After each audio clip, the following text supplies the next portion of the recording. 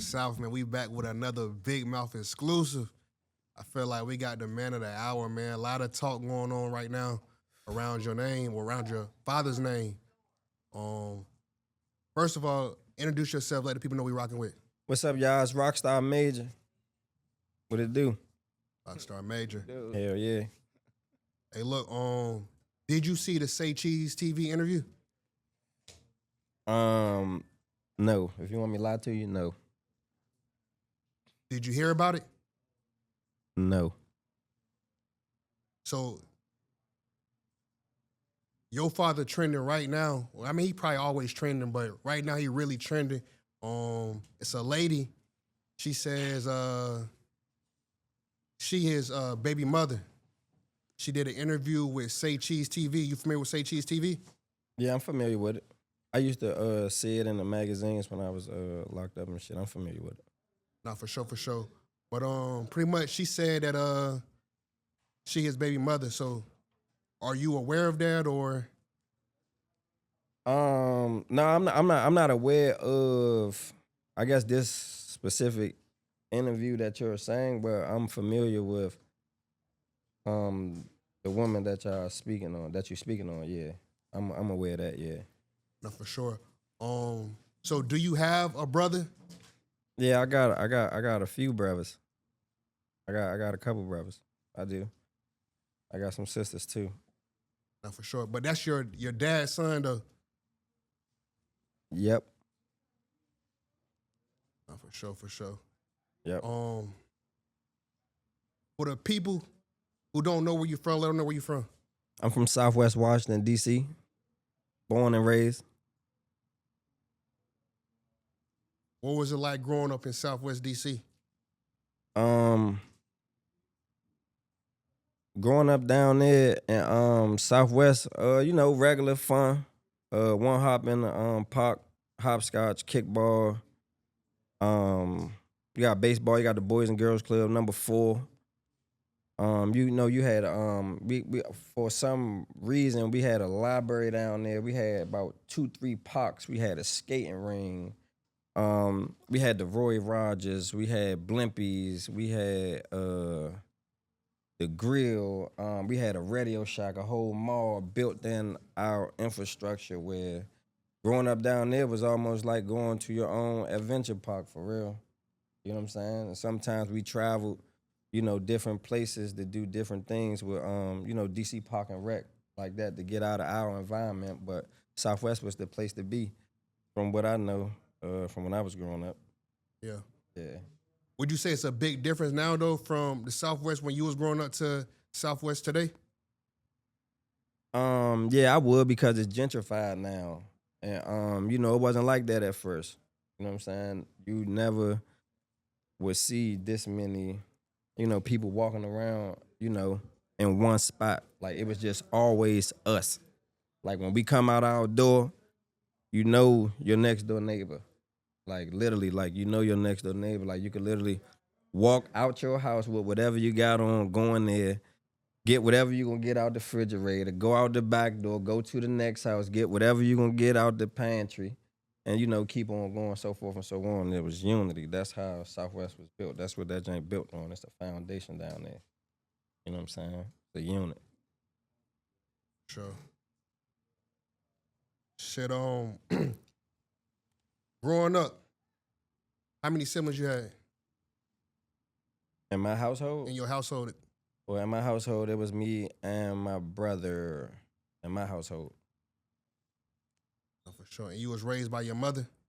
I was raised by my mom, my grandmother, my brothers, my sisters, my aunts, my uncles, my homies, the streets. Oh, for sure. Southwest. What you know? What you know about Southwest, Play? Shit, man, Southwest, the West, man, got a lot of reputable names and shit from back in the day. You feel me? Southwest probably one of the more so historical spots. You feel me? They definitely got shrunk down a lot through gentrification and everything else. You feel me? Yep. I feel like y'all damn near like ain't gonna say y'all damn near disappearing, but y'all damn near disappearing. Yeah, they trying to push us out. They trying to. We fighting though. We fighting. Y'all got a couple projects still around there. One thing I will say about the West though, like when y'all come around for y'all community days and all y'all hood days, y'all pop out like generations deep. Like you feel me? Already. That's one thing I can say that I see out there on the Southwest side is you will see the old heads mixing with the young niggas out there, like the youngest young niggas out there. So like I feel like y'all do got a more of a camaraderie or family bond because y'all forced to really fuck with each other because y'all shit Already. getting pressed against the, you hear me? Y'all Already. getting pressed against that gentrification line. Already. I mean, even before that though, I mean, it was still love because you gotta remember, like, when I'm saying we our own world, right? The only cutoff for us really, and I mean this from the bottom of my heart, is Arthur Capers 501. That's a That's fact. that's our next step to us being close to home, right? Outside of that, we right here. We right here. We don't have to go nowhere, whether we shopping, except for partying, you know what I'm saying, and things of that nature. Outside of that, everything that we ever wanted, from the Boys and Girls Club to the schools, the parks, everything. You like the Cherry Blossom joint is about 10, 15 minutes away from us. The White House, 10, 15 minutes away from us. The National Air and Space Museum is about 12 minutes away from us. Like all these things is like before we was driving, it's walking distance. So us being young, we might be on a block with 15 bikes. I'm trying to be real. You know what I'm saying? It might be about 15 bikes. And we all might ride to a place called Snake Mountain or down the wharf outside of playing knick-knock or throwing eggs and shit like that and explore our neighborhood. A lot of people don't have that. A lot of people ain't have it. I was about to ask you that, right? Because even being on the couch, we come across so many people that, like even we say come across niggas from the north or niggas on the south side, right? On the southeast side though, the south side, right? Niggas be like, man, you done heard it so many times. I ain't never gone by the White House, so I ain't never go see the monument, so I ain't never, you feel what I'm saying? But you saying that y'all so close, and I do, like Southwest really next to all the everything. downtown, everything, you feel what I'm saying? Everything. So like, as a youngin', y'all really was embracing that side of the culture Hell as yeah. well. Hell yeah. You got to. I mean, it's one thing to be black, and it's another thing to act black. Like, you get what I'm saying? Like, somewhere down the line, you gotta be willing to break the cycle. Like, you can't be afraid to step out of your comfort zone. It's okay. And I learned that. I learned it. And will it hurt? It depends on the risk. It depends on the risk you take. To step outside of your comfort zone. I ain't saying be an idiot. You get what I'm saying? Or be dumbfounded again. You get what I'm saying? You just gotta make sure that it makes sense.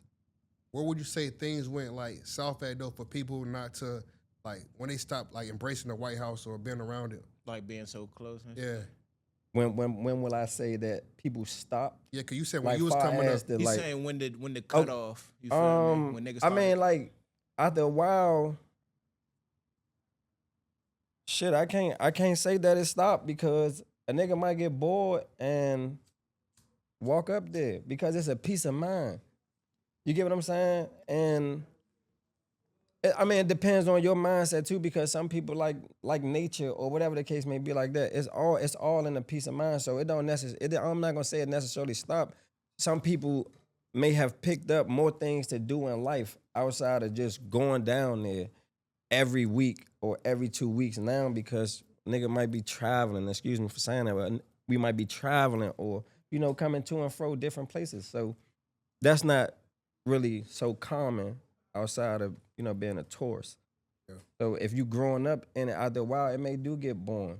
You get what I'm saying? Because it's the same. It's a norm. I done grew up around it so much. This my projects. I see it every day. Okay. You get what I'm saying? Yeah, for sure. So that's all it be. So you might catch a random month from now when a person be like, man, I'm about to walk up the White House. Let's go to the White House. Let's go to the Wharf. You know what I'm saying? Like that. It do be happening. You feel Yeah. me? You just think the stigma around it became. Cause I feel like where you coming from is like it stopped being the cool thing to do. Like that stigma of like the cool thing to do. Yeah, because like we got older. We got older. For the kids that was doing it, we all changed now. So we ain't looking at it how we was looking at it growing up like that was a thing because it was. Now the next generation don't know about it because a lot of us didn't take our time and sit down and even want to go through the motions and explain to them some of the things that we've endured. You know what I'm saying? So that's why you see a lot of the, extracurricular activities when it comes to the youth making the mistakes that they're making and not really having a person to lean on or talk to. You know what I'm saying? Because they just coming out straight head forward. Shit, when you was coming up though, like what was you like known for though? Dancing, playing sports, Like what type of dancing? beat your feet. Or the little the go-go joints? Yeah, the go-go. Yeah, Oh, beat bad, your bad, feet. bad. Don't Yeah, try downplay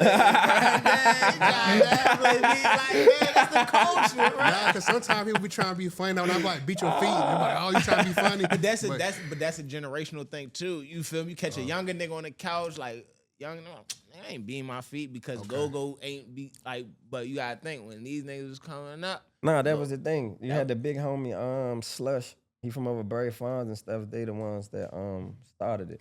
You know what I'm saying? So a lot of us wound up picking up on it, like, down my way because they was dealing with people from the farms and shit like that. So, and it wound up becoming a thing. That's how you wind up getting the Beat Your Feet Kings and stuff. Like a few of them come from down southwest. You know what I'm saying? Even when it come to sports though, what you was And playing? Capers, far as the position, Or sport? I played baseball, basketball, and football. What you was like that at, man? To me, I was like that at basketball, but people want to say I was better in football though. Yeah, cause I was like, yeah, bro. I'm talking about. I don't think it was a game I ain't score, and I started off playing quarterback, right? That was 75 the year that the sniper came. We was about to get ready to go out of town. Lee Malvo and them pulled that stunt.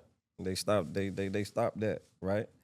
And then in 2004, once my cousin George died, I started playing wide receiver, right, and safety. So I played quarterback and safety from 75 to 90, and then once I got up to 110, I played wide receiver and safety.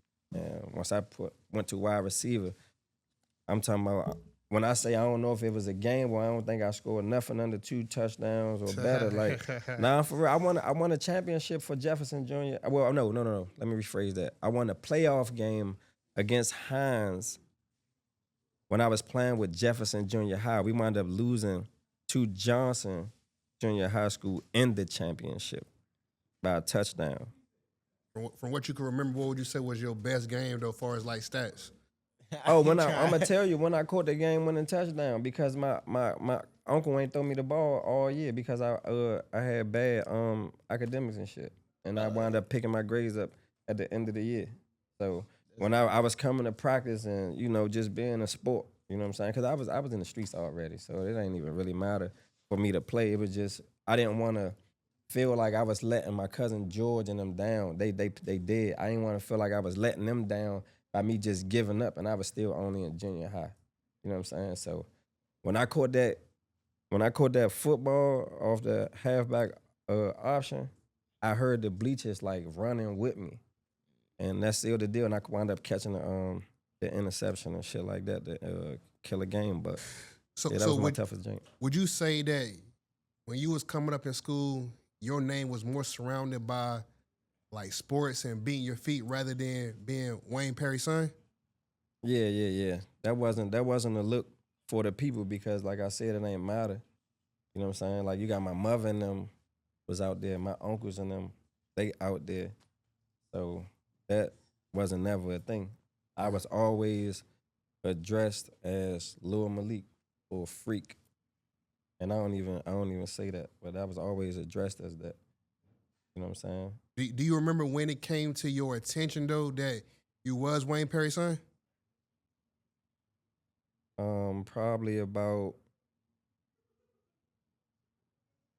I'm gonna say about like between like 1998 and maybe 2000. Maybe 1998 to 2000, you could hear the whispers. But I mean, I'm a kid, so I'm going with the motion. You know, I'm doing what kids do. So again, the overhead for me is not me being a product of my environment. You get what I'm saying? So no matter what nobody ever say in life, none of that shit matter. None of it matter because it don't get me nowhere. It don't get me nowhere. It don't get me nowhere. So you never really like, I ain't gonna say not, I don't wanna say you ain't take it serious though, but you never like really like, I wanna say owned up, but like accepted, yeah, that's my pops right there, like I accept it. stand on it type shit. I stand on it. I stand on Yeah. it. I stand on it. I stand on it every day when I come out the house.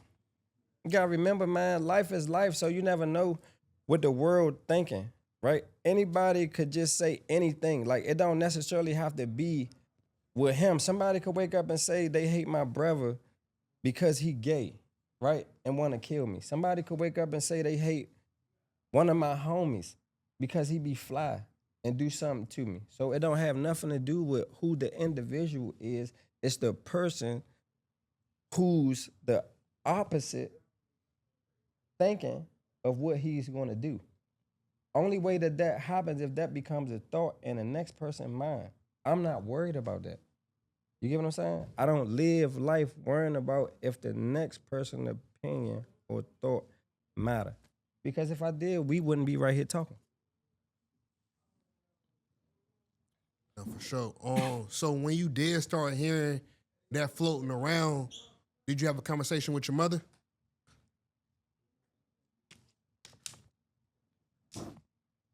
I got misery streaming on Sirius XM right now. Make sure y'all go check it out. Check that out. Misery. Misery. Yes, That's the hottest single right now. It's on Sirius XM. There's a good radio bump right there. Get too. ready over. Yeah, that shit hot. So, all right, so when did you find your love for the music? At the age of 7. I used to be rapping out. We got this thing called Family Day down my way, and they do it once a year where everybody from down southwest come together, old, young, new. And at first, my grandmother, who was a pioneer of the District of Columbia, her and her friends, they used to bring everybody family together as one. They bring out the horses, the trains, they cook. And we all used to be out there just partying. And I might walk up and rap in front of the old heads or whatever the case may be like that. More so with that, I really wanted to be like, my cousin and my brother. Well, 2 of my brothers for real. I ain't just gonna say one of them, 2 of my brothers. I wanted to be like them because growing up, not having an actual man in the household, and when I say that, I'm saying my brother, he was going to school and he was out doing what he was doing, right? And my other brothers, they was out in school and they were doing what they were doing. So I was left a kid, right? In a single parent household with my grandmother, basically to fend for myself. So how did you do that How did I do it? as a kid? Like understanding that, because we don't understand what's going on, but we start to understand as a kid what's going on. You feel me? So starting to realize that you don't got that male role model. Like you got your brothers and them trying to do what they can, but you don't got that sturdy male role model. How was you doing that and adjusting to that as a kid? Watching my mother.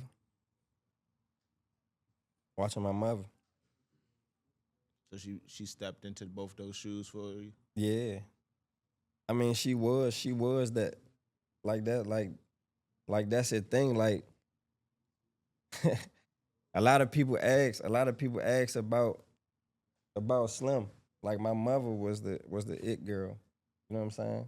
She was the one that was there. Yeah. Like, and I'm saying all in all. So that's how it was. That's where I learned a lot of the game from, outside of me walking outside seeing these guys that was getting money that I looked up to. And a lot of these niggas don't even know I looked up to them. You know what I'm saying? And it's just ironic that I get a chance to, you know, not all of them, because a lot of them ain't here, unfortunately, right? I still get a chance to be amongst these guys. They don't know that it's a privilege and it's an honor to me to be around them versus them even wanting to fuck with me. You get what I'm saying? Because I was looking up to these niggas and they here. Nah, for real though. Nah, that's real shit. So even being a young and going outside and things like that, like you found football, you found yourself to get some sports. You feel like the sports helped you get some extra added structure in your life though? Nah, see, that was just that's a talent. I mean, you got my uncle and them who instilled, you know, discipline and patience within us. Sure. Right? Yet you still gotta understand that shit only happening once a motherfucking week. That's happening once a week. That ain't enough to set a motherfucker straight.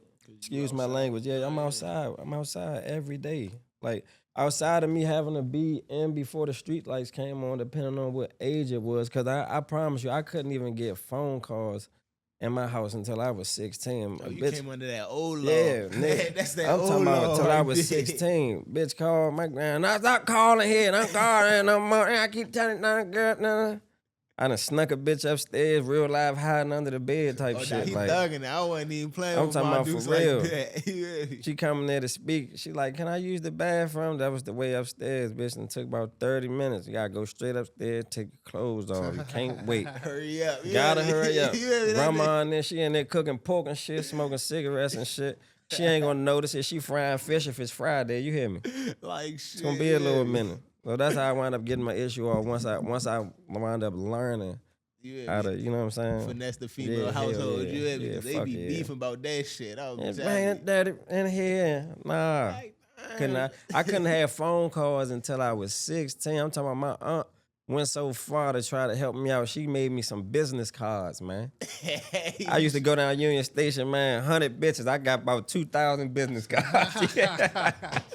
Hey, shout out Auntie for shit show. You hear me? Auntie, try to look out where you Hey, can. What you yeah. had on the I'm talking business about- card? It was just your name, number. Nigga, I had a name, an email, and my number on that He bitch, said and my address, nigga. You know, during this time, we ain't had phones and shit. We had the for house sure. phone, nigga. Bitch might mail a nigga letter, nigga. I had Business bitches. card used to be important back in that day. Hey, look, that Nigga. nigga said, bitch, you ain't going to forget a way to Yeah. get in contact with Bro, me. I had bitches writing letters to my grandmother's house, nigga. I'm like that.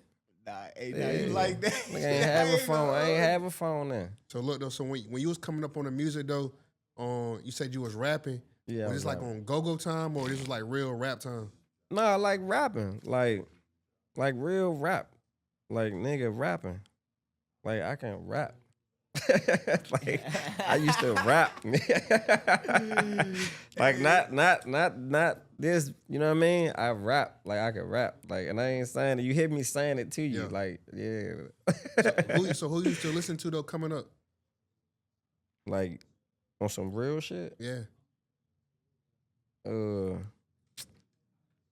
Man, look, listen, I'm gonna be honest with you. I fuck with Big Pun. Okay. I fuck with Jadakiss. I fuck with Jay. I fuck with Lil Wayne. I fuck with Eminem. I like Snoop. All right, you ain't say no bullshit yet. He said a lot of old school. Yeah, he said like old school. Ain't say no bullshit though. You hear me? Man, that's where I be at. You want me to name new school? It's some bullshit artists? on that list. You shook your head. I don't say no bullshit, but Well, who you ain't don't agree feeling? with? Who you ain't feeling? Oh no, who you ain't feeling on that J? nah, the list was cool. But I Who you mean, ain't- like, who you ain't feeling? I mean, Big Pun, he cool. He did have some hits or whatever, but I don't know if he was like That yeah. really like him. He did have some hits, Yeah. but Not heavy rotation now. like I mean, not the I'm whole just- tape. I don't know about the whole tape. Nah, I can get with that too. I can feel you. I on mean, I'm that. just saying. You asked me. That's what I cool. like. Now I'm just giving Yeah, I'm just giving you a little I was kickback just- on how I feel. Yeah, I was just wondering because he's like, that's all right. I'm like, damn, he Yeah, not yeah, fucking with who I somebody. like. Yeah, but that's how I started. You know what I'm saying? I started listening to them, and I'm more like I like music though. I listen to Teddy Pendergrass, Michael Jackson, Anita Baker. You know what I'm saying? Music Soul Child, stuff like that. I listen to stuff like that. Bernie had his ass on them old hits. Yeah, it had to be. Love Ballads and TKO, all that. So I listened to all that. Nah, I listen to all that stuff. Isley Brothers, everything. so Locked in. for real. Straight But up. when you was a youngin' though, right? You wasn't really going hard with your music, I'm talking about young Rockstar. Like, you feel what I'm saying?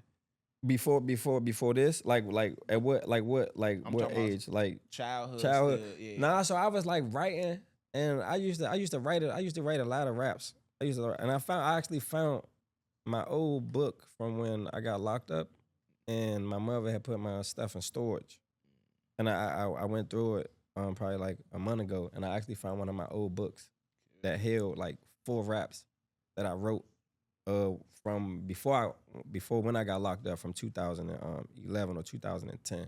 Now I was saying that to say that when I was younger, I used to write or put emphasis on nigga a lot.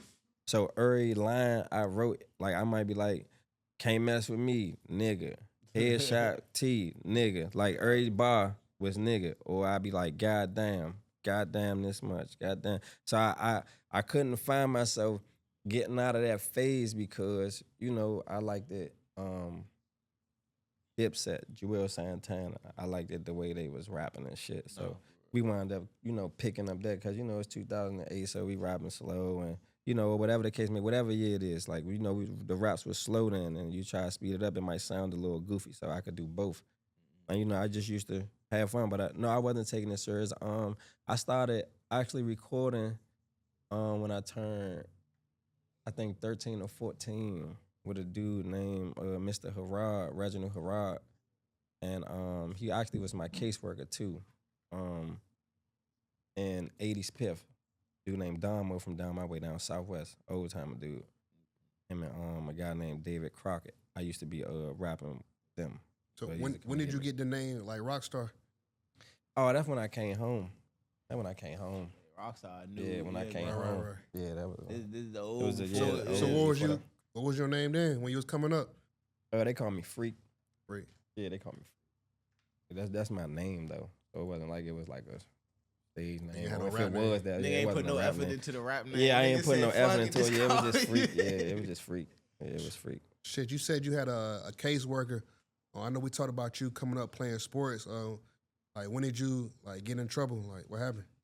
I got in trouble my first time was like at the age of 12, so that was about 2004. We was on our way to school, being young. One of the guys supposed to fought and ain't fight, and we called ourselves disciplining them, and the police had already had it out for us, so they didn't know that this was one of our guys, so they really thought that we was hurting them. And which is gonna be ironic is when I say what I say, it's gonna be kind of crazy. We got locked up, and a homie, I guess to him, he forgot what supposed to happen, and he wound up like testifying like that. But he took his statement back, and they wound up dropping the charges though. So we got locked up for it, for the assault, a simple assault. But the whole Right. time y'all was playing her? Nah. I mean, we was disciplining them. We ain't like punch him in the face or like we ain't beat him. Like we just roughed him up. Like we didn't stomp him out. Like we didn't do none of that. We just like roughed him up. Like yoked him up, put him on the car. You might have seen him go in the bush, but we didn't like smack him out or kick him in his face where he was blooded or beat it. Like nah, we just roughed him up because you was supposed to fight and you ain't fight. You know what I'm saying? You representing the homies. Like. And we fresh in. This our first year in junior high school. Nigga, hold it down, your bitch ass. Yeah. Nah, You know what I'm saying? he Hold it looking down. wild. He make everybody else Yeah, look they wild try and and shit. fight, and Yeah. they won a one-on-one. He won the fair one. You said, nah, looking y'all around. supposed to jump in yeah, that y'all supposed to motherfucker. jump in. But this one, that nigga ain't even throw no punches for nobody to jump in. You there. gotta at least get the That's first what one I'm off saying. before Yeah, niggas you wasn't jump trying to in. do nothing. You talk all this shit in school. We done made the tickets. Put him versus him. They gonna fight by the pond at 3:45. Don't miss it. Front row seat. You know what I'm saying? We had to listen to everything. You ducked it. We had the whole train hyped up. Nah, yeah, you Damn. got to answer Yeah, for he that. ducked You hear me? So what happened after that? We went to jail. For like just for an assault though? I mean, we got locked up. Yeah, we got locked up. They let us go. We got locked up. They let us go though. But they put us in the handcuffs and took our ass down on YC though. Real Yeah, question, hell yeah, though. nigga. Real question. Our ass went to jail. Fuck. When he took that statement back, though. When he took it back, When he took the statement back, how y'all was carrying it after he took that statement back, though. now he ain't coming around us no more. He ain't coming around us no more. He ain't coming around us no more. Yeah, nah, because you wild as shit. You gonna Yeah, get a he ain't- statement up on Yeah, that. he you ain't, hear yeah, me? he ain't coming around us no more though. No, for sure. So that was like the only situation? Nah, the police had it out for us, man. They planted drugs on us and everything up Oh, in, they up in tried Jeff, real- man. they Listen, tried. man. The Make same y'all- situation or a different Nah, this situation? some different shit, bro. Like they real life had it out for us, bro. Listen, bro. No funny. Look, I'm not even to my own horn or nothing, but I was so nice in sports, right? That I really had schools and stuff coming to watch me play on the streets. Like I'm for real. Because at one point I couldn't even go to school. I had real life schools coming to watch me play. Like high schools or colleges? High schools. I was in high school. I was in high school, or junior high school, going to high school. Like real life. Do you feel like you was being targeted because you was nice, or you feel like you was being targeted because who your father was? Both.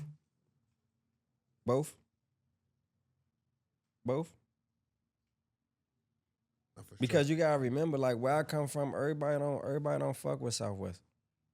So it could just be the reputation of my neighborhood. It ain't even gotta be an individual. It could just be Southwest alone. People don't fuck with Southwest. You know what I'm saying? And it's nothing personal. I'm just saying we just like I said, we just do our thing. When you say people don't fuck with Southwest though, is that like DC don't fuck with Southwest, or you saying like the DMV don't fuck with Southwest? So I can't say the for the world that know of us, right? People show us love, right? Now I'm not getting that twisted. When I say people don't fuck with you, you know when somebody don't fuck with you. So this what I'm saying. It might be a principal that done been in that school for 10 years, but he done got into it with your homie from 20 years ago. He might got something against you. Cause he done had a situation with one of your people from 20 years ago. He done held that all the way up until you got into his school. With whoever you is, wherever you from, like that. Yeah. That type of thing. Would you say people planting drugs on you the biggest like situation you done been through, or like what other trouble you was facing? Nah, fuck no. Nah, that was just on some kid shit. Like, nah, we didn't. I mean, I done been through some stuff from, my previous situation for, what I went to prison for and shit.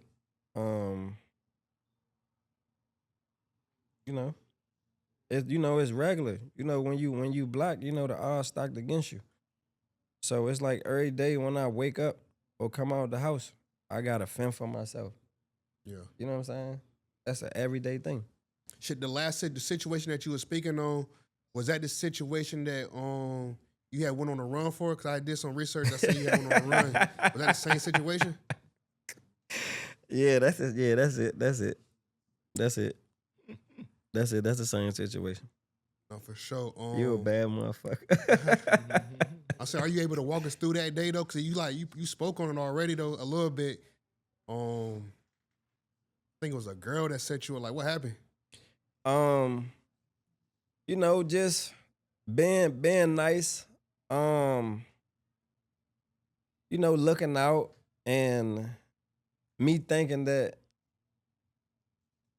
you can entrust within someone, and it backfired on me.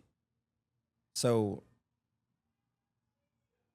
I mean, like, I don't know, man. That like, 'cause the whole setup with that, it was weird from the knock on the door. It was like weird, man. Like they was out to get me though. Like it was weird. But she was the girl was the mastermind behind it though. Like that shit was like some movie shit. That shit was like some real movie shit. Like the way they set me up, they had like 16 cars out front. And the thing was like they didn't even like pull her straight over. Like the bitch was like, yeah, you could go get your phone from right here. You ain't even gotta go to the mall. And we pulled over in front of the Boost Mobile store. Right? And I'm in the joint, like no funny, I'm in the joint and I'm talking to one lady because she was just cute, right? So I'm talking to her, right? And I'm like, man, yeah, woo, woo. So the other lady, she like, man, what's your name? I said, my name Johnny Appleseed. Fuck. She like, nah, what's your real name? I'm like, that is my real name. She like, all right, so what name you putting on the phone? I'm like, man, Johnny Appleseed. She like, oh, all right. So as I'm talking to the girl and stuff, because I was trying to give her the money for the drink, not the lady that was talking, me watching her, I look up and her eyes like got big as hell. And it was like 18 motherfucking Marshalls or whatever the fuck they were. They came in that joint with all type of guns and beamers and shit. I thought somebody was trying to kill me, Slim. I thought I was gone. I ain't gonna lie. So during that situation while you was on the run, like how long was you on the run for? No, I wasn't on the run for that long. Cause cause the first thing that the dude said when he came in the store though, he told me on the break though, he said if we ain't catch you in the store, we wasn't gonna catch you though. That's why we let you come in this joint. So that's why I think that's how I know that, you know, it was like set up or whatever the case may be like that. But I was on the run for about like 2 weeks though. I was on the run for like 2 weeks. It wasn't long. And being on the run for that situation, that was what you served the 8 years for. Your 8 years for? Yeah. Was this something that you had to go to like trial for, or you took a plea? Nah, I took a plea. Nah, I took a plea. 8 don't sound too bad. Yeah. Not when you got a motherfucker coming back there telling you, take the deal. When you come home, you gonna shine. I had a white person tell me that back there. Hey, who Malik? Who Malik? I'm like, what's up? Like, man, listen, man, you got all them people in the courtroom, man. I ain't never seen that many people come to court for nobody. Man, when you go out there, man, take that motherfucking time. Shorty said, when you come home, you gonna win. White nigga look like Bryce Hopper. If he see this, he'll know who he is. And that was years ago. I'll never forget that. You, as soon as you figure out they were trying to give you A, you ran with it, or you Nah, had to, like, fuck no. Nah, nigga, it took him a whole year to do that. Fuck no.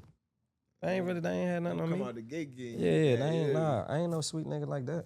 It took them like 13 months or some shit to come up with that. No, for sure. It took them like 13 months. Being that your father Wayne Perry, they call him like the Michael Jordan, you know what I'm saying, of the like the hitman type shit. You don't think that's crazy though for you to kind of like walk in the same footsteps and get charged or take a plea for the same type of crime?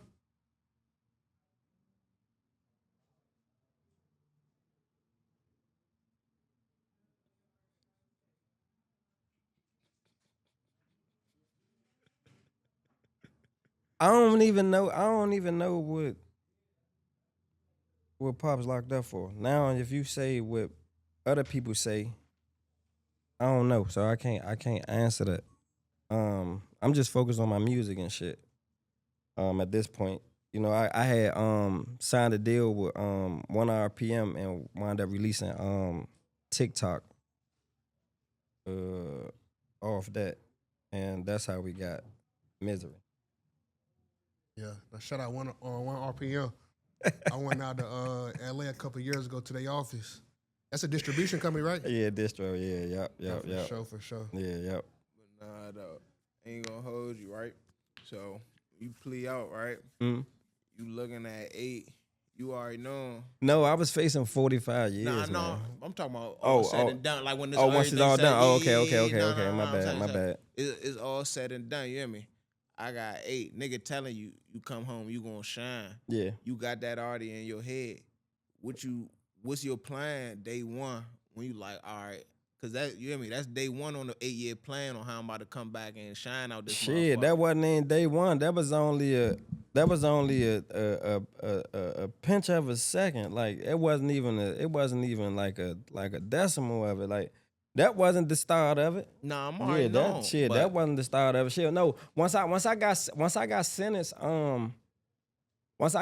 cause you know I just been over DC jail. You home, so you not really knowing what's about to get ready to happen once you get shipped out. You know, you only accustomed to what you see, your environment. You get what I'm saying? So that's the only thing that I knew during that time. I wasn't ready to accommodate. Like I wasn't prepared for what the outside world had to bring. Or just me being from DC alone, having to walk on another part of the world and have to worry about me being from DC 007 or 016 or whatever came like that, knowing that something that can happen to me. You get what I'm saying? So that was my main thing because First and foremost. yeah, because it's easy as shit to go to jail, right? For sure. It's hard to get out. Really. Even if they give you a date, nigga, your bitch ass might not make it home. No, I'm for real, because a nigga could find out your date and a nigga kill your ass before you walk out the door. I'm talking about on your way out the cell, a nigga a butcher your ass. So it's easy to go to jail. It's hard to get out. So my main thing was, how do I make it out of this?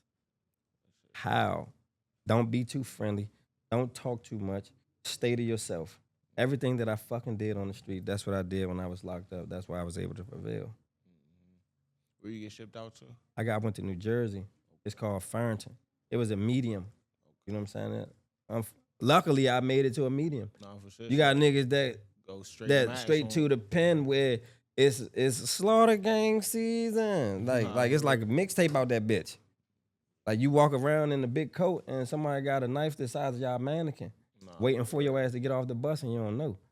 So I was blessed to make it where I made it at and learn what I learned right there. That's all I needed. I ain't had to go nowhere else. I ain't want to see nothing else because I probably wouldn't be right here talking to y'all. Nah, real shit. It's For a real, blessing. bro. You hear me? Nah, it's a blessing. You made it back though. So you were stationed in New Jersey the whole time? Yeah, until the end of my bid, somebody hated on me. We got into a ride and they shipped me up upstate New York, up Raybrook, where the police thought I was gonna get killed at. Yeah. Shit, looking back at it though, your time in New Jersey, like how was it though? Nah, I mean, prison is fucked up. Like I'm talking about to the point where I remember one day, I ain't get no mail, right? And I ain't know what was going on. I ain't know if my mother was all right. My grandmother had just passed away. Me and my brother, so we wasn't really talking like that, you know, because I'm doing time, I don't bother nobody. And I had reached out once I was able to use the phone and call my mother and say something to her. And by me saying that to her, she never missed a month without sending me a letter. So like that, like it was like shit like that I was more so focused on than anything else in the outside world, because I had people counting on me while I was in there to make it. You know what I'm saying? So, Did you have a routine while you was inside? a routine? Yeah. Yeah, I had a daily routine. Yeah, I had a routine. What that look like? You know, you get up in the morning. You know, you brush your shit, wash your face. You know, for me, I offer, I pray, I'm Muslim. You know what I'm saying? Depending on what time of the day it is from me getting up, I'm taking a shower, right? And depending on how long the day may look, I might be on the unit watching TV or on the yard playing basketball. That was my norm. Or being on the visiting floor every day, because that's where I was at. You ain't writing no shit. Was I writing music? Yeah, nigga. Man, you writing ain't mention music. shit about. You ain't Nah, mention shit about because a pen. no, because that's regular. Like writing music was regular. Like no funny, bro. I wrote over 3,000 songs. So this what I'm saying. As we talking, everything that we say is gonna lead up to that, right? Mm-hmm. That's why you just now throw it out there to the universe. Bro, they threw over 2,500 songs away of mine before I came home up Raybrook, bro. Over 2,500 songs. The lady lied and said I called her a bitch. My celly, he just now came home. He just came home like a year ago. By Allah, Slim. He was in there. He was right. I'm talking about he was right there. He was coming in from work and they wasn't trying to give him my bags or nothing. They crowded me out. And that was one of the main reasons why I came home and really put my foot down on this shit, because to myself, I was thinking like I might got a chance to go overseas and play basketball or whatever the case may be like that, but I'm on parole and all this. So my chances with that is slim. It's not really a window for me to do that. So I came home and did what you just said, put my pen to the pad again and redid that shit all over. And it led me to go do some things that if I was a person that didn't mean myself no good, it would have just been jail talk. But I dug so deep down inside to pull that shit out. It carried me to do that because of the way they carried me before I came home. So writing, I wrote I'm talking about every day. When I say every day, because I wasn't writing before I got locked up. Outside of me telling y'all I found a book with 4 songs, I was really freestyling.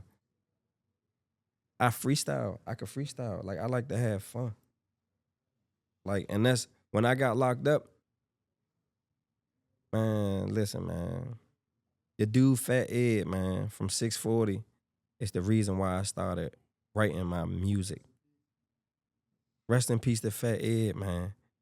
Fat Ed is the reason why I started writing my music. If it wasn't for him or me hearing him, the way he sounded, bar for bar, word for word, I wouldn't have never started writing over DC jail in 2012. I got locked up 2011, 2012. I wouldn't have never started writing then. Why you say that though? Like, what was? Like, Because I wasn't writing. I was freestyling. I felt like I was like that. I could freestyle. You seen a nigga burn that pad up. And Yeah, I'm like, damn. Like, if I'm saying this, if I could just freestyle like this without writing it down, I can only imagine how it's gonna sound if I write it down. Now you gotta remember, me freestyling, I'm not coming up with no causes or nothing. There's no hooks. I'm just straight rapping, nigga, for 2 minutes or 3 minutes and 53 seconds. I don't fuck wanna hear that. Hey, you wanna sit your dumb ass down and go make a song? Nah, I'm surprised that's what why a nigga ain't tell me that. But I wound up putting it together. Like some of my joints had hooks, but I'm rapping, I'm young. So it ain't hitting. It ain't hitting. Man, I got locked up and I put that my pencil down, boy. Start hitting.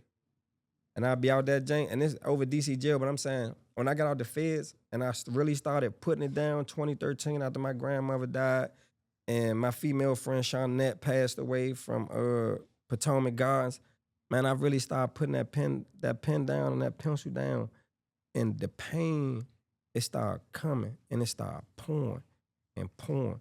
And I used to call different ethnicities into my room, different cars of people, and ask them, how this sound, how you think this sound? And niggas that keep it a buck. Bro, you some shit. Hot, you gotta do it again. You know what I'm saying? The best nigga to ask a nigga from a different car. That's what they telling me, bro. You some shit. Whether they plan or not, bro, you some ass. Don't call me back up here until you make something better. Nah, for real. Like, and I really went through this for 8 years. Non-stop. To right now, and I still get the phone calls. Like, man, remember your bitch ass used to say you was gonna do this and do that, Slim? Or the phone calls coming like, cuz you in every magazine in the feds back here now. That shit feel good though. It's a different conversation. Because I bet it on me. Ain't nobody bet on me.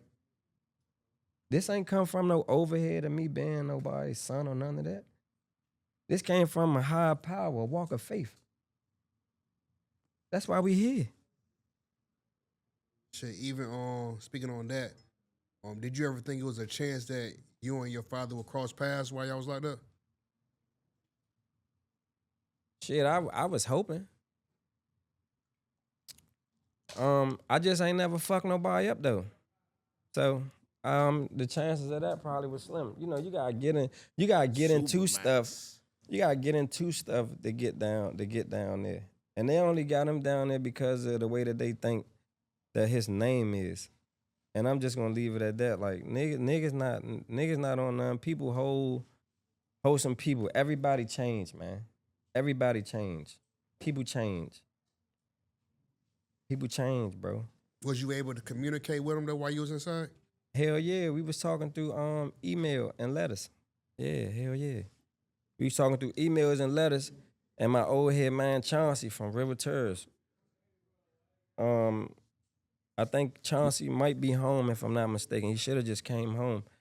Or he took it upon himself to make sure that right there got done. Like the old heads that was locked up doing them life sentences and things like that, like they really like put their arms around me and embraced me. Like, no funny. Guy Fisher told me if I ever came back to jail, he was gonna put his foot up my ass. So it's like stuff like that. You know what I'm saying? Like I was around made people. I ain't get locked up and try to tell 1,000 stories. I ain't get locked up and try to become the man. You feel what I'm saying? I got locked up for defending myself, for defending my honor as a man. You know what I'm saying? And to let it be known that when I came home, that what y'all saw me for, and I'm not saying, not tough, not that. I'm saying what y'all saw me for was the last thing that I've done. Don't hold me accountable for that, even if you do. Charge my mind and not my heart. That is not who I am today. Shit. Nigga just dropped the gym with that shit. Yeah, man. Sure, he deep for sure. What was the conversations like though when y'all was writing each other? For the most part, he was just telling me how proud he was of me, despite the fact of my current situation, that I was able to make it as far as I did in life to be 19, 20, 21, 22, because I was told at 16 I wasn't gonna make it. I could tell you I was told that at the age of 12. Yet and still I'm here. So our conversations be about the family and Islam and how we could help make where we come from a better place. Outside of that, you know, it's regular. It's regular. Do you ever like speak on like how many like brothers and sisters you have or anything like that? I don't speak on it. Because it's my job to protect them. Like it'll be your job to protect your siblings. So I don't speak on it. That's not his job. His job is to focus on what's in front of him, and that's getting out here to his family. Was it like a relief though for you though to have those conversations with him? Just for as like damn, I finally got to talk to my dad type shit. Yeah, for assurance, and to let it be known that we okay. That we okay. To let it be known that we okay. Like you ain't got to worry. Like we okay. Everybody that you left out here, we okay. That's the only thing. From the homies to the family, we okay. You get what I'm saying? Like nothing can't break that. And it don't necessarily have nothing to do with him. It's the respect that we all have amongst each other because a man is able to identify a man. You get what I'm saying? So nobody not, we don't, where I'm at with this shit, we don't fuck with niggas because of their name and shit like that. It's because of who you is as a person. You really, where I come from, you really had to be somebody. You had to be somebody. It ain't just no one man. Ain't no such thing. Ain't just no one man. We all got respect. It don't matter what you did. Your high ranking put you up there because of you earned it. I got to earn that shit. You get what I'm saying? Enmity and jealousy causes for shit to fall. We don't think like that. We don't think like that. We ain't falling. Did he ever give you assurance though, like let you know that he was okay? Yeah. Absolutely. Absolutely. It seemed like, I don't know, from what I seen on the net though, it just seemed like it's a lot of mystery like behind them. Do you feel like that's done on like purpose, or he don't have access to the world, to the public?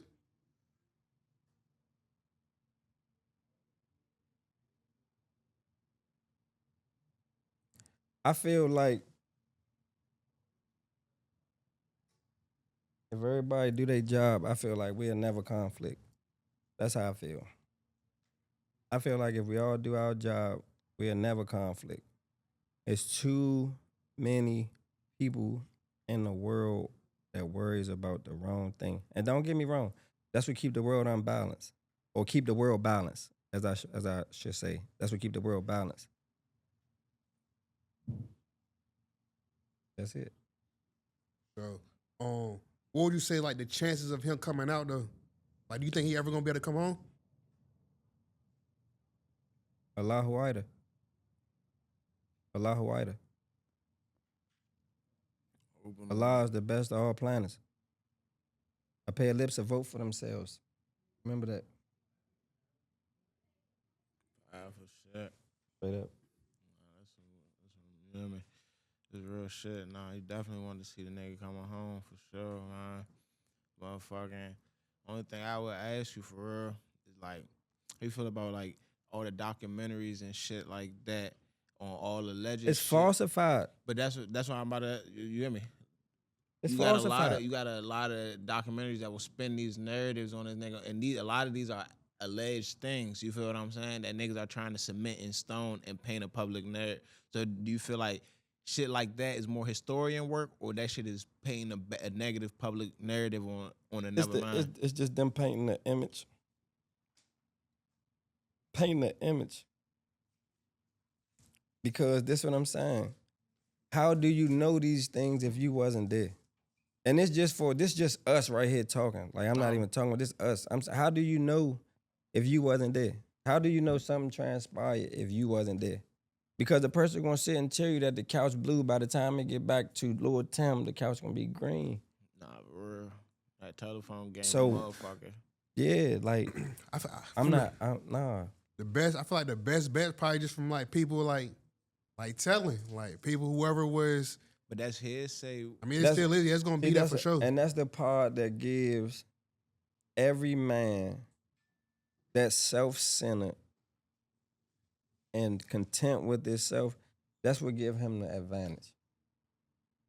Because nobody never gonna know. Nobody never gonna know unless you tell your own story. For sure. Even like what you saying is right. Like, can't nobody really prove it. But how could you say 100% that it's fake though? It's like false documentaries. Like none of it's true. Like, how can you say that too? Because Jurassic Park. Hey, man, this nigga right here. I'm just saying. Oh, that's crazy. I'm just saying. Bigfoot. I can keep on going. He said a legend made every day. You hear me? It just depends Absolutely. on who telling the story? Who the narrator? Who the narrator? Hey. Real life. Nah, for shit show, bro. I ain't gonna hold you, motherfucking. Now, one thing I do gotta ask you real quick before we get off that subject, bro. What you was cooking in that motherfucker? You was chefing up? So me. Don't be listen. I'm gonna tell you. Look, when I first started, I'm gonna tell you some real shit. When I first started, bro, only thing I knew how to make was oozing and noodles. Listen, that's my shit. Noodles is my shit.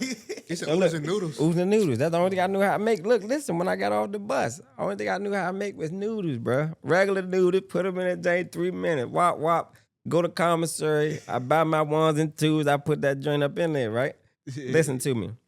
I sat beside a Baltimore homie named Nate. I sat beside Nate. And Nate kind of saying how, you know, you locked up and you knew that, like, niggas ain't trying to cook for a nigga. You know what I'm saying? Yeah. Like, he was like, man, look, Slim, I'm going to show you how I do this shit. Real Took me to the microwave one time, showed me how I fry the noodles, right? Boom. I ain't get it probably like the first month. I was fucking them up, so I just blow them bitches up again, right?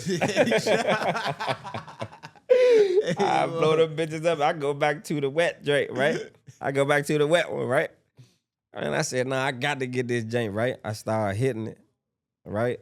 With the oil and all that shit. And I just started getting good with it. Then I started dropping Dr. Pepper and root beer on my rice and shit like that, making the nachos. The homies started going crazy and shit. Okay.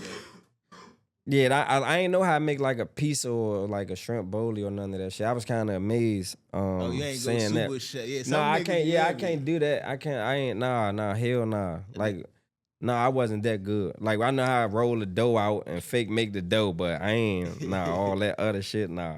I wasn't that. No, hell no. We had people around to do that. No funny. You might come on my block, man. Man, the homie, from old Wellington Park and shit. Man, we might got about 50 pieces out feeding the whole unit, man.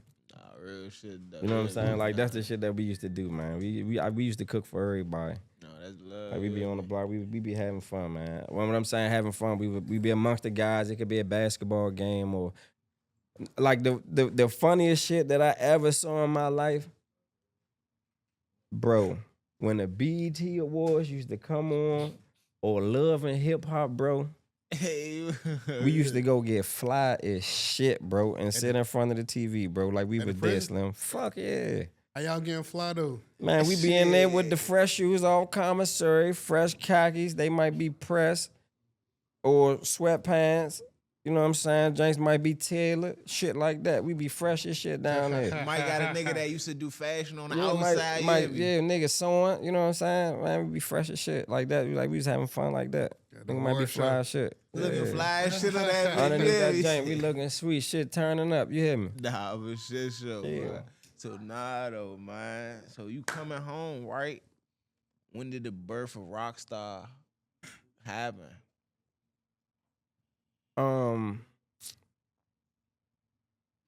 So I was in a halfway house, and I was just going by. I think I was just going by Major then. Okay.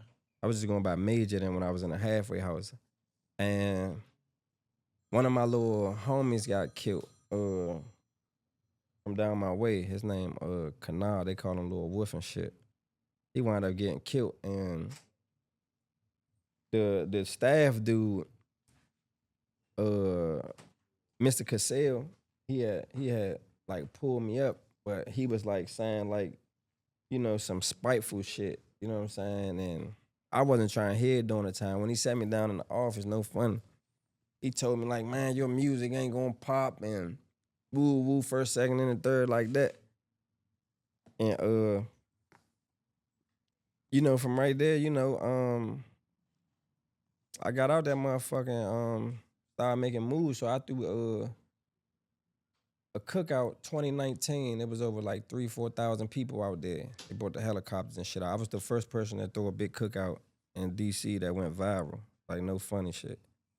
And What was the name of it? what was the name of it? Cookout ain't had them like no. Oh, Paid in Full. You could just look at my video, Paid in Full. We fed everybody from sun up to sundown. We fed everybody from sun up to sundown. Like no funny. And when we get off of air, I'll show you like the pictures. Like this shit was lit. Like I was the first one to do it. Yeah, I was the first. Yeah, Hey, you hear about it? Did you hear about it? Real Nah, live. yeah, nah. Bro, I throw a cookout. We did a cookout every year, bro. Shit be jumping. Real life. Paid in Full Man, my cookout. bro, Paid in Full cookout. Go just look at Paid in Next Full year, video. bro, place out. Yeah. I say you know about the paid in full cookout though. Oh, I know just about look. That's when I first Just look. was telling you about the community days and the Yeah. family days. That's what I was telling you at Bro, the I beginning. real me and my family, my homies and stuff. We throw a cookout every year, bro. It's in Southwest. And Southwest, Them joints be Go big cookout as shit, every though. year, bro. No funny. real life. Like, Everybody no in funny. Southwest fucking related, basically. Yeah, nigga. bro, I be having a time. All these bro. niggas know each other, like, you know what I'm saying? That's why you saying like that community shit, cause all And them people be coming. They be pulling up. My mother and them, they cook all the food. My mother and my aunts and them, we keep it original, bro. We stick to the script. Real life. Good plate next, you know what I mean? Next time. Oh a good yeah, plate. nah, Yeah, already. pull up now. Already, nah, pull up. I'm talking about this regular. Nah. Yeah, it ain't even gotta be a day you come, my aunt she'll cook. You know what I'm saying? I show hospitality, man. That's what it's about. Everybody don't get that. where I come from, I make sure that shit is instilled in the youngest, or at least try to, because everybody don't have it. You get what I'm saying? Yeah. Everybody don't have it. Do you feel like prison changed you, or you feel like you're the same person? Nah, prison changed me. Man, you don't see me, my shit scared straight. Shirt tucked in, all type of shit. You hear me? They say, I ain't trying to give another 8 up. Fuck, yeah, prison changed me. I'm Even talking like about, for your like attitude wise type shit. yeah, nah. So attitude wise, it made my attitude more quicker to the dumb shit. Like it just make you like address it. Like if you just see it, you be like, come on, fool, tighten up.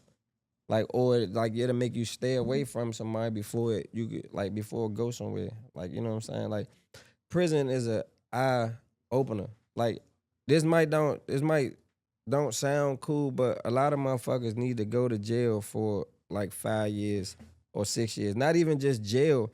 You could go live somewhere. I'm saying just stay away from where you are from for an excessive amount of years. Right? And see how you change. If you don't change, then it wasn't for you to do it. Some change come from it. You know what I'm saying? Being locked up, it changed me. Like, no funny, because I'm walking around and I'm seeing these guys' life, all this shit, had millions of dollars. They can't do nothing with it. I'm seeing all these guys, millions of dollars. They partially killing each other over territory. You don't never hear a nigga beefing about who got the fucking most money. You don't never hear niggas beefing about that. So me being locked up and hearing these guys' story, it changed me because I'm sitting there and I'm asking these $1 million niggas, was it worth it? What you did in your life to get you where you at right now, was it worth it? Hell yeah, it changed me. I got a chance to do what nobody fucking done before. Hell yeah. It better have changed me. Because if not, I wouldn't be right here talking to y'all. For real. When you say you get the chance to do what nobody done before, like what you talking about? I've been around the world once and shook hands twice. Spitting that shit today, yeah. They got that shit. I sure you tell them shit, yeah, me. So, so with your music journey though, what would you say has been like your highest points or your most accomplished?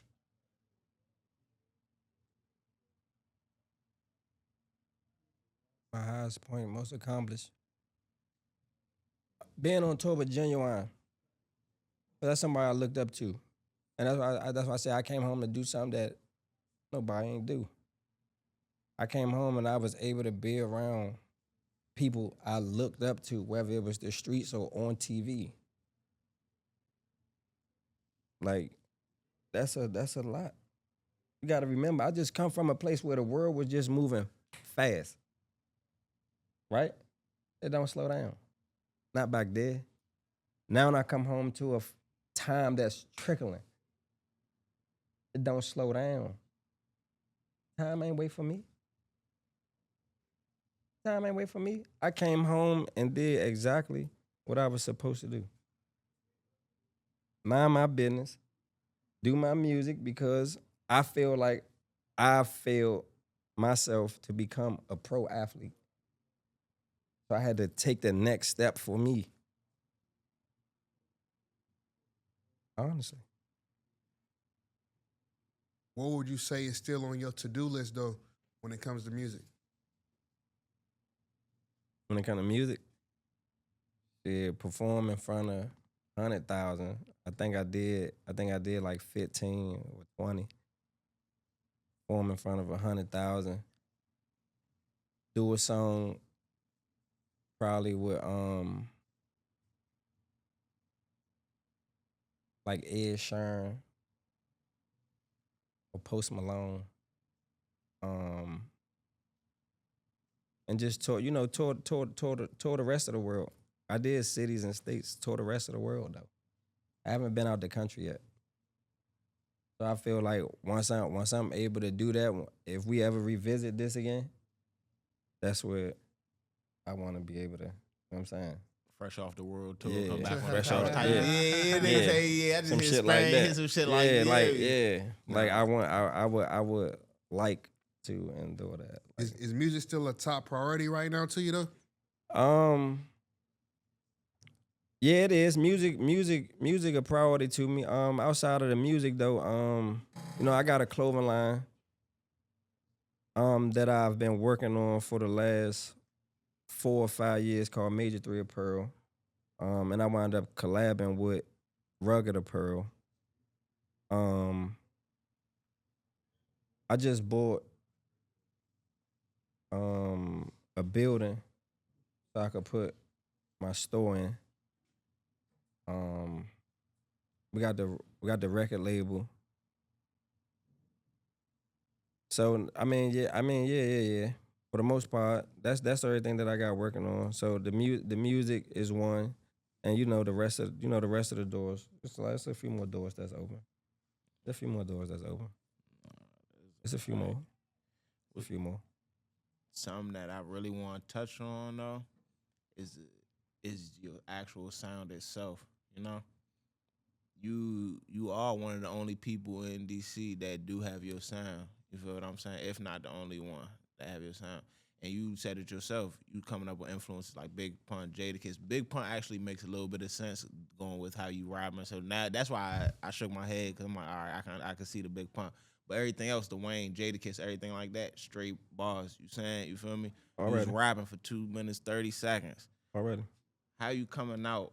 Rockstar, I'm about to sing on this motherfucker. I'm about to make fun shit. You feel what I'm saying? Come on, girl, like be real, you hear me? I know you was coming outside like, all right, fuck, I'm about to sing out this bitch, you hear me? I gotta know, you hear me? Nah, man. Nah, so what led me to doing that is Drake. I can't lie, Drake led me to doing that. Like some light skinned niggas. Yeah, without him, and don't get it twisted, like he not the first person that did it because you had influences like Nelly, Ja Rule, and things of that nature. Wayne even fuck around with singing and for Wayne a little bit too. too. You know what I'm saying? Wayne too. Just when Drake did it, it was like, damn, like he fucking the game up. Like you got a light skinned nigga that's singing, like, you know what I'm saying? Ain't a dark skinned dude. You know what I'm saying? It's a light skinned. Yeah, you know what I'm saying? Yeah. So I'm like, oh shit. shit. Yeah, I'm like, oh shit. Like, yeah, it's lit. No, for real. So that's what kind of influenced me to do that. And plus, I used to be in school lying to girls, telling them that his Drake Griffin album was my joint because they couldn't see the cover. You only click the joint on that piff at the bottom, and it played right. It played real loud, and I knew how to sing. You know what I'm saying? So I'd be singing trust issues or some shit like that, and them bitches that go crazy. Get the little string, I get to go crazy. Yeah. I'm right there. So I was working like that, but that led to me doing that. But far as with the singing though, because like me rapping, like I ain't gonna say everybody doing it. It's like everybody doing it. Like you don't really got a nigga or an artist that's, I ain't gonna say from where I'm from, but I'm saying come from where I come from, that's willing to step outside his comfort zone and do something else. You get what I'm saying? You ain't catching no funny. I'm not taking nothing away from nobody, but you're not really catching a street nigga wearing shit like this. Oh, for real, you understand what I'm saying? No, yeah. It feel different to them. I'm accustomed to being different. No, for sure. You know what I'm saying? I got picked on and all that shit growing up, so I'm accustomed to being different. You feel me? What you get picked on for? Looking nice, being fly, pretty boy. You know what I'm saying? Being nice in sports. Some people just probably wanted to test my gangster, make sure I was, thorough cut from the cloth that I come from. You know what I'm saying? Like that. So, that's what made me who I am today. It gotta happen like that. You know what I'm saying? So, nah, yeah. I feel you though. The shock value for one, and two, like, that shit definitely will bring sight and eyes to you. Cause like you said, nigga with your background, shit like that, coming and hitting the music from the lane that you hitting it from, you don't see that too often. You feel me? Versus a nigga rapping where you gonna catch that. Yep. Nigga did years. He about to come out rapping, tell you It's shit regular. on some gangster shit. You hear me? Yep, it's That regular. shit, yeah, so you Regular. not really pressing that line too much. You going in a whole different, like from a creative aspect from it. How was that shit getting received though? You first came out, was niggas like, boy, fuck no. No, look, this what I'm about to tell you. Man, not your No, look, my homie right here. Hey, Spots right here. He right here, bitch. He right here. He one of the main ones that told me, bro, you need to rap. My man Ramon, he right here right now. My brother, man Slim, nah, bro, you need to stick to the joint Jews, man. That's my favorite joint. Jews my favorite joint. They like, all right, bro, man, what? The singing what got me on the road. Y'all talking about rap? What the fuck? Nah, for sure. Rap what? Hey, what they say? Bro, you need to rap, bro. I'm like, what the fuck, rap? Bro, I like this, I like that. But that's what motivate me though, too, though. You know what I'm saying? Because it's not every day that my guys is with me in the studio. So they don't know that I'm going in there making songs that's rapping, but I'm not releasing them. I'm just releasing the stuff that I'm feeling. Not saying that I'm not feeling the rap, but I just don't want to release it. I'm going to release it when I feel like it's time. Nah, for You know what I'm saying? If I feel like the singing ever going to die down for me, I might throw out a rap street joint. shit. Yeah, I'ma be throw like, some hold street on, shit. I still like, hold got on, I'm this. right here. Yeah, I'm right here. This where it's at. It's in the cut. But this what I'm focused on. You know what I'm saying? Yeah, that's all. So it took They a get on minute me for all the everybody to time. get behind the play though. Then Yeah. it start Yeah. working. Yeah. So it started working for me. Far as like that really me singing led to me to go and tour 33 cities almost in 6 months with Genuine. That was just the first almost year of me being with him. So he had to be singing though. You on tour with Genuine? I was Now, wondering you know, like, how Genuine- that happened though. Like, No, but so this is but the now thing, it like, makes sense though. yeah, so like I'm around, like we cool not opened up for him a few times and stuff like that. But it's like I was around networking, you know, selling clothes and, you know, things like that. I'm seeing how he operate, how the people reacting to him, how when he get there, the stuff is set up for what his team is doing for him. You gotta remember, like, so a lot of my people wasn't with me. I might got 2-3 sprinters by myself with nobody on them. You know what I'm saying? I might got a female with me, right? Cause she's always with me. She helps me handle a lot of my things. Like she's like, no funny, she's like the number one go-to. Like when it come to, if I'm out, like if anything gotta get done, like it's no hesitation. I could rely on her. Like she gonna get it done. Like no funny. So if it ain't her, then it's really me by myself. You know what I'm saying? If not, then you know I might got a couple guys. But a lot of the times when I was on the road, once I signed the deal, I was really by myself. Like my last 2 years before I came back, up to DC, I was like by myself, and I came back and took a couple people with me to St. Louis to celebrate and shit like that. But I was like really by myself once I started hitting like the Midwest and all that stuff. Yeah, I was by myself. I ain't gonna hold you. Yeah, hell yeah. Yeah, on tour, that's something that a lot of niggas can't really like, you feel me? Especially somebody like Genuine, who somebody. Man, I was running into everybody, bro. Like, no funny. And, you know, just for me, like I said, like, it was just a good thing because I'm like, damn, I really, really used to hear this on the radio. Like, you get what I'm saying? Like, I really heard this on the radio. A Or real legend. yeah, or you had to wait until a certain time for 106 and Park to come on and go and watch the video. Like, you know what I'm saying? Like, I start being around them. Not even if I'm speaking to them or not, but we in the same room because I'm just as important as y'all is. It just took me a minute to get here. You know what I'm saying? For sure. We all fight the same fight, bro. We just be in a different round sometimes. Like, no funny shit, bro. Yeah. I ain't lying Who's to you. somebody you seen that you like, damn, hold up.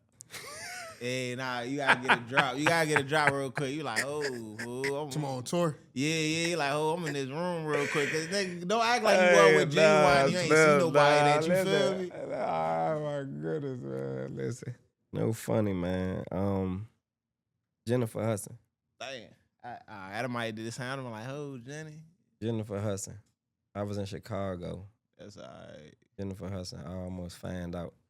They had to get. I had to keep it cool. They had to get me together. No, they had to get me together. I think the security guard slapped me like 2 times. Like, come on, man, you can't be. Yeah. I'm like, what? She spoke to me. What? Man, Yeah. fuck you, nigga. What? Nah, but shit. I went hard too. I was gigging too. Nah, The show was sold out. I was gigging. Yeah, Shawty gonna know me once I get off this motherfucking stage.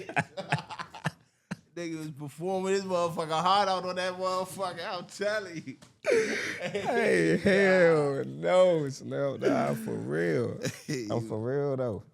Nah, that's all right though, bro. Nah, fun. No, look, no funny though. Right after that though, I went to O Block. I went around O Block after that. I ended up in O Block while I was in Chicago. How was it? It was lit. They showed a nigga love. That happened because of my brother Bread and shit. My brother Cornbread. He was talking to Muwop, and I had wrote a song for King Von called Prime Time. I wound up releasing it though on my own, and unfortunately he wound up getting killed. And my brother was already talking to Muwop, and I did the show in there, and they my man Murder told me come out there. We was chilling. They showed a nigga love though. They was out there.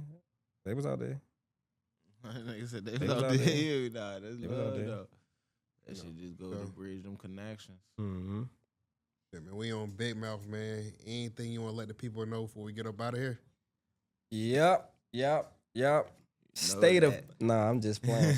Nah, listen, man. We got more music coming out, man. It's your boy Rockstar Major, man. I just want to say I appreciate y'all for having me, man. This was an honor. Y'all stay tuned. There's more music coming. There's more merch coming.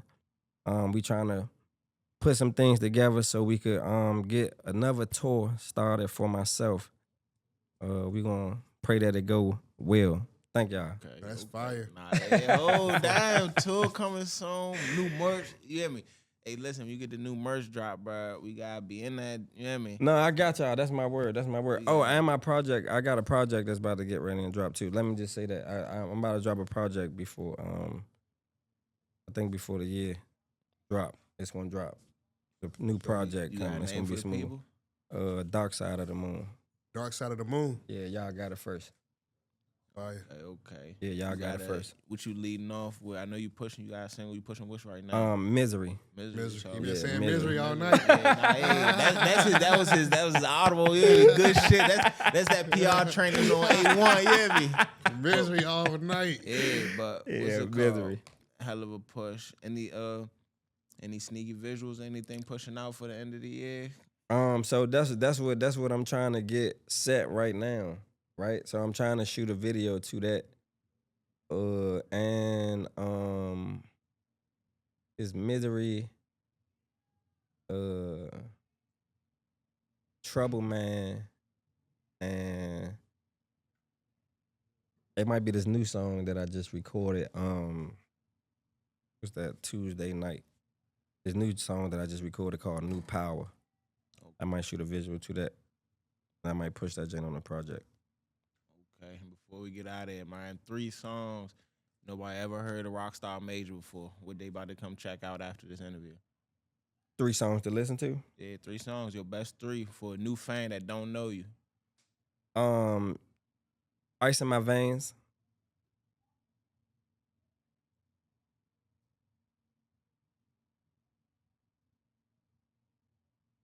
Rags the Riches. If you like, you know, if you like to beat up, Rags the Riches. And Misery. He said, "Gotta do Misery. You got to. They gotta do Misery. Well, if it ain't Misery though,